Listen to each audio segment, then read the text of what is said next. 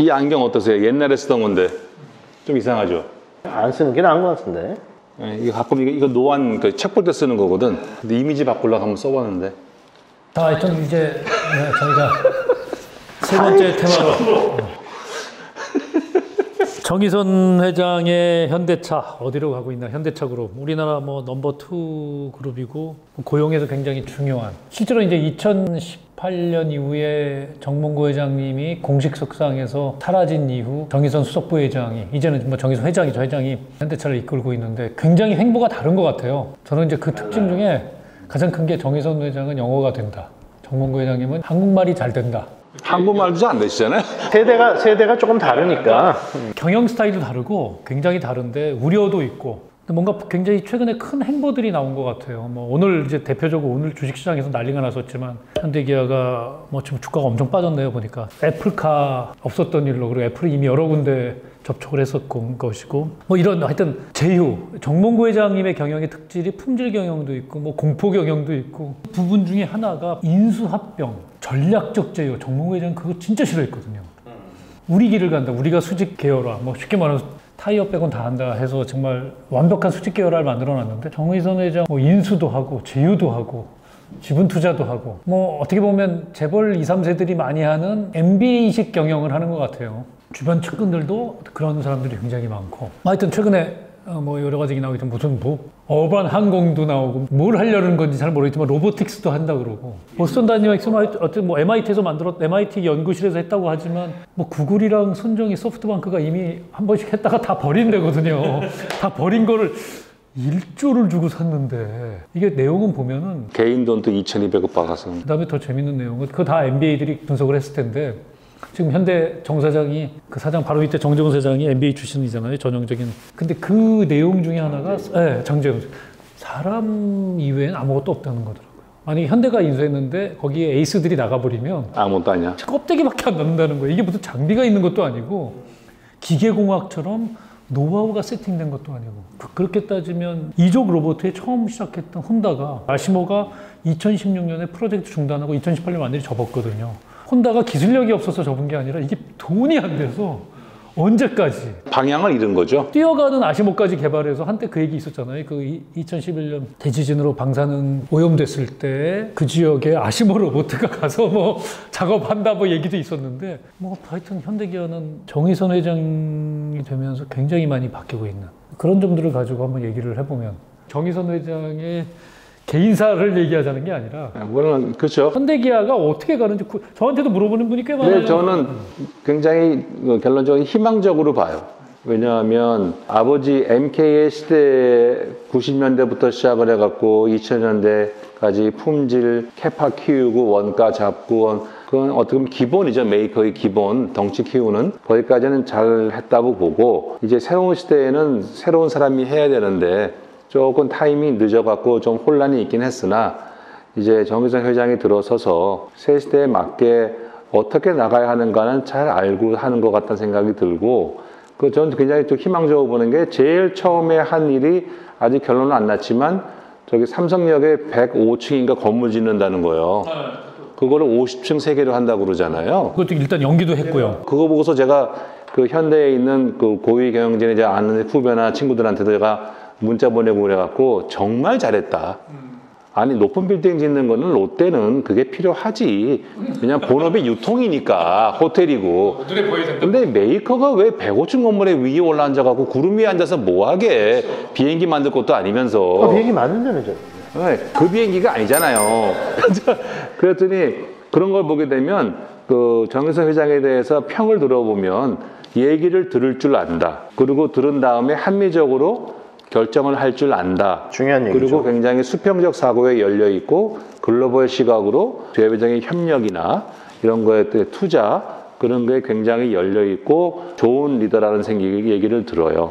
얘기를 듣는데, 아까 말씀하신 것처럼 제가 그 좋은 얘기를 들은 사람들은 이제 새로이 뽑히고 올라간 MBA 출신의 그 해외에서 공부하고 또 외국 사람들 그쪽이라서, MK 시절부터 쭉 수십 년씩 있어 왔던 사람들은 어떻게 가는지는 잘 모르겠어요. 그리고 그 사람들은 어떻게 보면 새로운 시대에 잘 적응하고 있는지 그것도 잘 모르겠고요. 문화 자체가 아까 말씀하신 것처럼 현대는 새벽 문화 아니에요. 동트기 전에 나가서 밥 갈아야 되는 머슴 문화라서 6시에 무슨 경영회의를 하고 뭘 밤새워 일하고 성실근면에 상명하복에 능력보단 충성 뭐 이런 걸로 그러다 보니까 남들이 막 한 달에 걸쳐 해버릴 걸 막 사흘 만에 해버리고 막 그게 굉장히 달려온 그런 사회가 그런 조직이 헤드가 바뀌었으니까 조금씩 바뀌긴 하겠으나 이게 하루아침에 바뀌지는 않잖아요.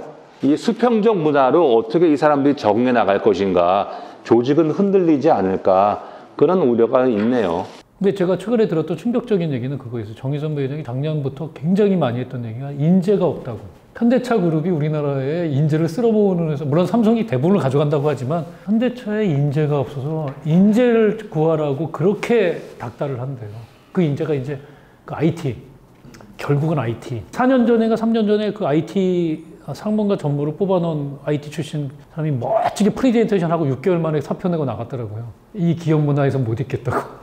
그러니까 이게 한 사람 데려다 놓는다고 기계공학 경험 위주의 조직 문화, 이게 위아래 절대 그렇지 않죠. 그런 데서 버틸 수가 없다는 거예요. 그래서 이미 삼성 지영주 씨 데려다가 이제 사옥 건물도 아예 강남에다가 갖다 놓고 양재동 아니고 연구소도 강남에서 할 수 있는 걸 해놨는데도 인재가 가지 않는데요. 특히 이런 AI와 관련된 인재들이 이제 고인 인재 정리한다고 또 그러니까 사람들이 꽤 있대요. 기존의 현대차 그룹의 인재 풀은 새로운 방향에 많이 안 맞잖아요.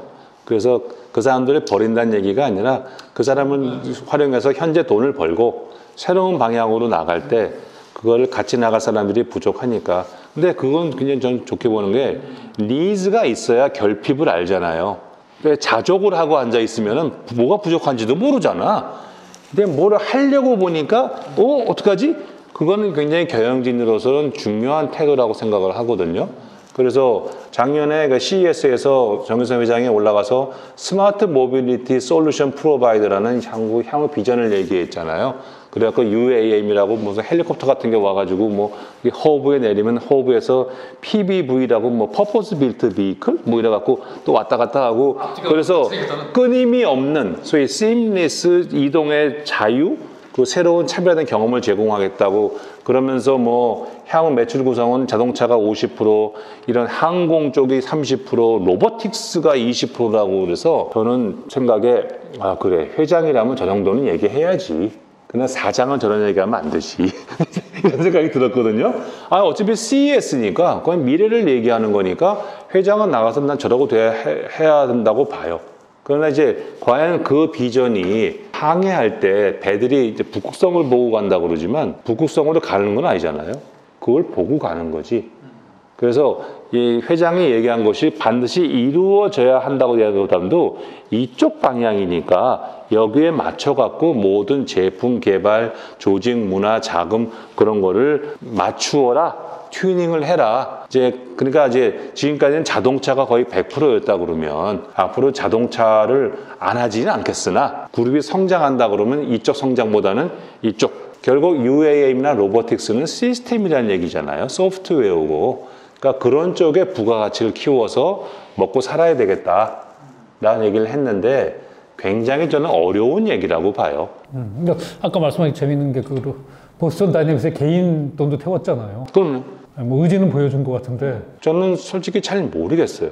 근데 분명한 건 아까 말씀하신 선대 회장인 MK 회장이 만들어 놓은 부를 바탕으로 지금 정의선 회장이 경영을 하고 있는데 당신이 뭘 만들어서는 아직은 이제 시간이 얼마 안 됐지만 이제 본인도 그런 거에 쫓길 것 같아요. 그렇죠. 너 뭐 한 거야 도대체 이제 그런 거 있잖아요. 삼성의 이조영 회장이 부회장이 쫓기는 거하고 똑같은 거죠. 그래서 이제 아까 우리 김태현 디자이너도 얘기하셨지만 뭔 소리라는 건지 도대체 쇼를 위한 얘기인지 저도 쇼를 위한 얘기라고 생각을 했지만 근데 진짜 그렇게 가려는 건지 현대기아의 기술로 가능한 건지 물론 그걸 M&A라는 정몽구 회장님 시대는 저게 말이 안 된다고 생각한 게 현대기아 다 자체 기술로 해야 되는데 저게 불가능한데 불가능하죠. 이걸 뭐 사가지고 한다고 그러는데 저게 그러니까 포인트는 기술적으로 가능하냐가 있고 두 번째는 이것이 상업적으로 적합하냐라는 것이 있는 거예요. 그래서 기술적으로 될 거냐? 저는 된다고 봐요. 돈 떼리 오면 인풋 대비 아웃풋을 비교하지 않는다 그러면 아웃풋만 내라 그러면 뭐 하늘을 나는 비행기 정글을 뛰어다니는 로봇가 왜 안 나오겠어요. 근데 그런 의미에서 제가 로보틱스, 보스턴 다이내믹스가 뭐 있죠. 뭐 그 목 없는 그 개 있잖아요. 뛰어다니는 개. 그게 뭐 전장에서 뭐 폭탄을 들고 뛰어들고 뭐 환자를 구해오고 뭐 알겠다 이거예요. 그다음에 층계도 올라가고 그러면 개인 소위 퍼스널 모빌리티 디바이스라고 그러잖아요.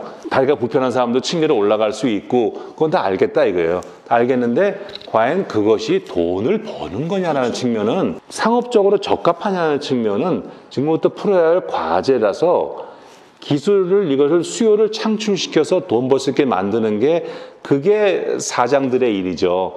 그런데 이제 회장은 저렇게 얘기했는데 그 풀 사장들이 잘 모르면 인재 구해오라는 얘기가 나오는 거예요. 이제. 아니 그러니까 지금 저는 그 부분인 것 같아요. 뭐 그게 테슬라는 제일 다른 점 같아요. 테슬라는 회장 사장을 본인 혼자 다 해요. 기술도 본인이 갖고 있고. 야, 저 패러다임으로 과연 갈까? 근데 저는 패러다임 시프트 방향은 잘 잡았다고 보는 것이 이제 자율주행 전기차 뭐 이렇게 되면 기존에 자동차 메이커들이 돈 벌었던 세 가지 분야가 있잖아요.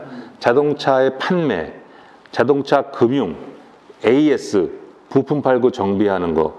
근데 이제 이거는 자동차 비즈니스가 B2C일 때 가능한 거거든요. 즉 메이커들이 직접 소비자 컨택트 차를 팔았어.